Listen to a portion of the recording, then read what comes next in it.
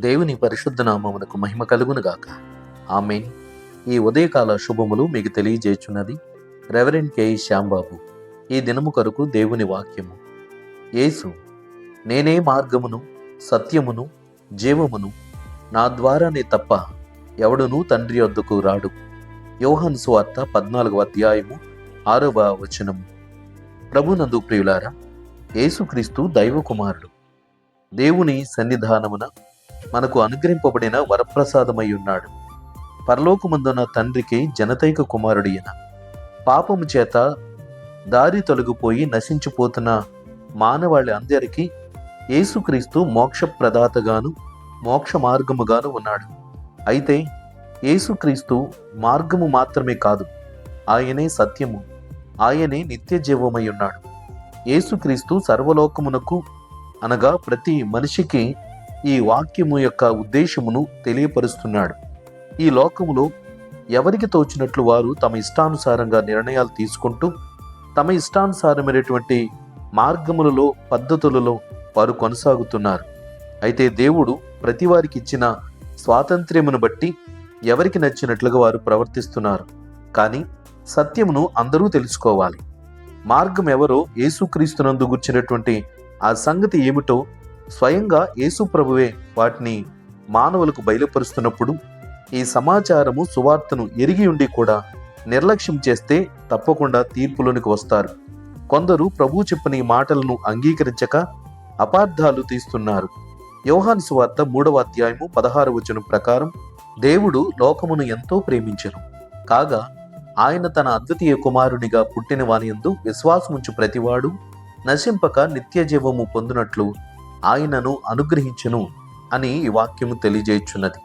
ప్రభునందు ప్రియులారా, దేవుడు మనకు అనుగ్రహించినటువంటి ఎంత గొప్ప రక్షణను మనము నిర్లక్ష్యం చేసినట్లయితే మనము తప్పకుండా మరణానంతరము పొందవలసినటువంటి నిత్య జీవమునకు పోకుండా నిత్య శాపమునకు గురి అవుతామని వాక్యం ముందుగానే తెలియజేయుచున్నాడు. ఈ వాక్యం ద్వారా దేవుడు మనకు తెలియపరుస్తున్న ప్రతి సమాచారమును మనము ముందుగానే గుర్తించి గ్రహించవలసిన వారమై ఉన్నాం. అయితే ఈ వాక్యమునందు యేసుక్రీస్తు ద్వారా సమస్తమును మనకు బోధిస్తున్నాడు దేవుడు. యేసుక్రీస్తు ద్వారా అనుగ్రహించబడిన ఆ మహిమ జీవితము కొరకు మనము బ్రతికుండగానే క్రీస్తు యేసునందు విశ్వాసమును కలిగి జీవించవలనని దేవుడు సూచనలను ఉద్దేశములను తెలియపరుస్తున్నాడు.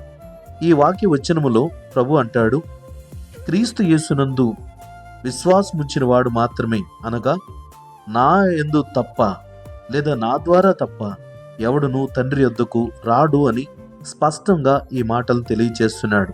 కాబట్టి ప్రతి సమాచారము మన ఆత్మీయ జీవితమునకు ఎంతో ప్రయోజనకరం. యేసు ప్రభు తన శిష్యులకు చెప్పిన ఈ సంగతులు చాలా వరకు వారు గ్రహించలేకపోయినారు. కారణం ఏంటంటే లౌకిక సంబంధమైన మనస్సుతో వారు ఉన్నారు కనుక ఆత్మ సంబంధమైన విషయాల యందు వారింకను పరిపూర్ణ జ్ఞానాన్ని కలిగిన వారు కాదు. అయితే వారికి తర్వాత కాలములో దేవుని ఆత్మ సాక్షాత్కారము కలిగినప్పుడు దేవుని యొక్క వాక్యములున్న సారాంశమును వారు గ్రహించగలిగారు. ప్రియ సోదరి సోదరుడా, యేసుక్రీస్తు మనలను పరలోకమునకు చేర్చే మార్గమై ఉన్నాడన్న సంగతి నీవు గ్రహించావా? యేసుక్రీస్తు మాటలు సత్యమైనవని, ఆయనే మనకు నిత్య జీవమై ఉన్నాడని నీవు గ్రహించి ఆయన యందు విశ్వాసముంచుట కొరకు ప్రయత్నించు. నిర్లక్ష్యంగా ఉండక బ్రతికి ఉండగానే యేసుక్రీస్తునందు విశ్వాసమును కలిగిన వాడవైతే నీవు రక్షించబడతావు. దైవాశీస్సులు కలుగునుగాక. ఆమేన్. ప్రార్థన. ప్రేమగల తండ్రి, ఘనమైన దేవ, స్తోత్రాలు చెల్లిస్తున్నాము. దివ్యమైన నీ వాక్యము చేత నన్ను మమ్మల్ని బలపరిచి ఆధ్యాత్మికంగా మమ్మలను పురికొల్పుచున్నారు. స్తోత్రాలు. లౌకిక సంబంధమైన జీవన విధానములలో ప్రభా, ఏమి తిందుమా, ఏమి త్రాగుదమా, ఏమి ధరించుకుందామనే ఈ ధ్యాసలో మేము పడిపోయి ఉన్నాం. కానీ జీవితము శాశ్వతమైనది కాదు కనుక ఒక రోజున ఈ లోకాన్ని మేము విడవలసిన వారమై ఉన్నాం. అయితే బ్రతికుండగానే యేసుక్రీస్తునందు మాకు బయలుపరిచిన రక్షణను మేము పరిపూర్ణముగా అంగీకరించి విశ్వసించి ముందుకు సాగవలసిన అవసరత ఏర్పడి ఉన్నదని వాక్య పరిముఖంగా గ్రహిస్తున్నాం. ప్రభువా, ఇంకను మారు మనసు పొందని వారు, నిర్లక్ష్యంగా ఉన్నవారు అనేక మంది ఉన్నారు. వారందరికీ నీ రక్షణ భాగ్యమును ప్రకటిస్తున్నాం. వారు అంగీకరించుటకు సహాయం చేయండి. ప్రభువా, నేటి పరిచర్యలలో పాల్గొందుచున్న ప్రియబిడ్డలందరినీ కూడా ఆత్మీయంగా ఆయత్తపరచండి. శరీరపరమైన ప్రతి రోగులను స్వస్థపరచండి. మానసిక పరమైనటువంటి రుగ్మతలకు గురైన వారిని బాగు చేసి సమాధానమునియండి. నేటి కార్యక్రమంలో పాల్గొందుచున్న ప్రతి బిడల ప్రయాణ రాకపోకలలో తోడై ఉండండి.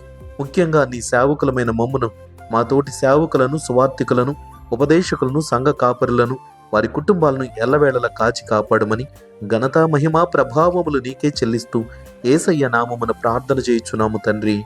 ఆమేన్. తండ్రి, కుమారుడు, పరిశుద్ధాత్మయను త్రియేక దేవుని దీవెన ఇప్పుడు ఎల్లప్పుడూ మీకు మన ఎల్లరకు తోడయుండునుగాక. ఆమేన్.